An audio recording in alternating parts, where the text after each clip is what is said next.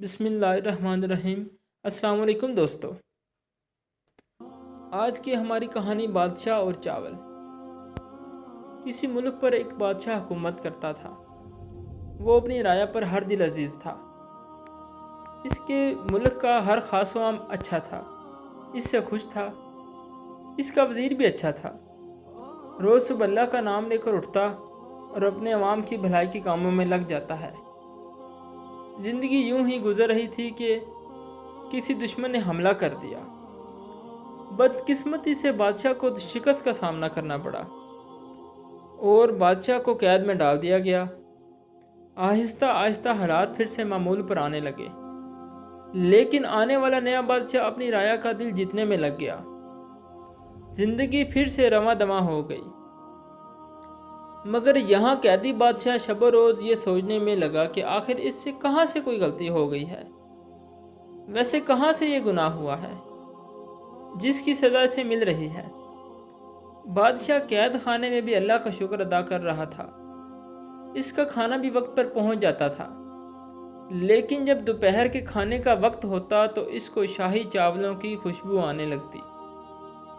وہ سوچتا شاید آج اس کے لیے شاہی کھانا آنے والا ہے، مگر کھانا آتا تو وہی قیدیوں والا۔ وہ سمجھ نہیں پاتا تھا کہ آخر یہ خوشبو کہاں سے آتی ہے۔ بادشاہ کو قید میں اب 8 ماہ ہونے کو تھے۔ ایک دن بادشاہ کو صبح کا کھانا نہ دیا گیا اور دوپہر کا کھانا بھی اس کے مقررہ وقت پر نہ پہنچا، اور اب بادشاہ کو بھوک ستانے لگی کہ اچانک اس کو شاہی چاولوں کی خوشبو آنے لگی۔ اس نے اپنے قید خانے میں موجود روشن دان سے آواز لگائی، اگر کوئی اللہ کا بندہ اس طرف ہے تو مجھ کو کھانے کو کچھ دے دو، میں بہت بھوکا ہوں۔ قید خانے کے باہر آدمی تھا۔ اس نے کپڑے کے اندر کچھ باندھ کر روشن دان سے اندر پھینکا۔ جب بادشاہ نے کپڑا کھولا تو اس کو تعجب ہوا کہ یہ تو وہی شاہی چاول ہیں جس کی خوشبو روز اس کو آتی تھی۔ بادشاہ نے فوراً پوچھا کہ آپ کون ہیں؟ دیوار کے اس پار سے آواز آئی، میں ایک فقیر ہوں، روز بھیک مانگنے کے لیے اس جگہ پر بیٹھتا ہوں۔ یہ سن کر بادشاہ کو مزید حیرانگی ہوئی، کیونکہ شاہی چاول ایک فقیر کے پاس کیوں کر ہو سکتے ہیں؟ بادشاہ نے اپنے سوال کو فقیر کے سامنے رکھا۔ فقیر نے بادشاہ کو بتایا کہ وہ اس وقت جس جگہ کے سامنے بیٹھا ہوا ہے، اس دیوار سے ایک نالی نکل رہی ہے جو کہ محل کے شاہی باورچی خانے سے آتی ہے، اور وہ روزانہ صبح یہاں پر آتا ہے تو وہ اس نالے کے آگے کپڑا باندھ دیتا ہے، جس کی وجہ سے بہہ کر آنے والا کھانا اور چاول اس کپڑے میں رہ جاتا ہے اور پانی آگے نکل جاتا ہے۔